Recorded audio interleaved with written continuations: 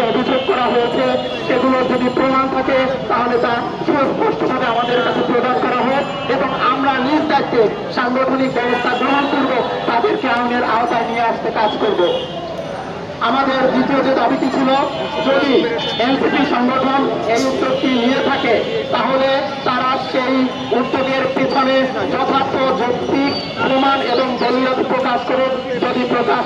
করতে ব্যর্থ হয় তাহলে তারা ক্ষমা চান এবং SM শাহরিয়ারের বিরুদ্ধে সাংগঠনিক ব্যবস্থা গ্রহণ করুক।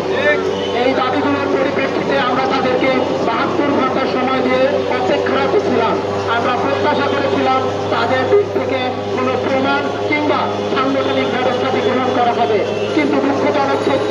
আজকে 72 ঘন্টা অতিক্রম হয়ে পরবর্তী দিনের বিকাল 4টায় আমরা এখানে অবস্থান করলে এনসিপি এখন পর্যন্ত কোনো ধরনের সাংগঠনিক ব্যবস্থা গ্রহণ করেনি এবং আমাদের নেতাদের বিরুদ্ধে তোলা অভিযোগগুলোর সপক্ষে কোনো ধরনের প্রমাণ কিংবা সত্যতা উপস্থাপন করতে ব্যর্থ হয়েছে।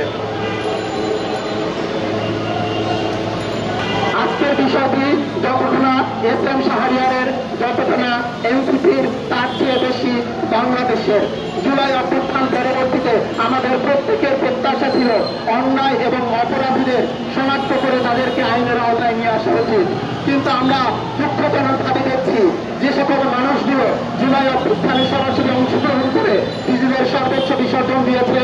এবং এখনো অন্যায়ের বিরুদ্ধে নিঃস্বার্থভাবে জনগণের স্বার্থে আন্দোলন সংগ্রাম করে যাচ্ছে, সেই সকল মানুষগুলোকে প্রতিহত করার জন্য, তাদের মুখ বন্ধ করার জন্য এবং মাফিয়াদের শক্তি সঞ্চার করার জন্য এনসিপি এবং তাদের নেতাকর্মীরা সরাসরি মদত প্রদান করছে। এর মাধ্যমে বাংলাদেশ সহ বাংলাদেশের সাধারণ জনগণ অদূর ভবিষ্যতে একটি ভয়ানক সংকটের মুখে পতিত হবে, যা জুলাইয়ের যে প্রত্যাশা তা তো অর্জিত করবেই না, বরঞ্চ আমাদের সমস্যাগুলোকে ধীরে ধীরে আরো প্রকট করে তুলবে। তাই এই সমস্যাটি মাহবুবুর রহমান মোল্লা, এনসিপি, SM শাহরিয়ার কিংবা বাংলাদেশ গঠনতান্ত্রিক আন্দোলনের মধ্যে সীমাবদ্ধ থাকা জরুরি নয়, বরঞ্চ এই সমস্যা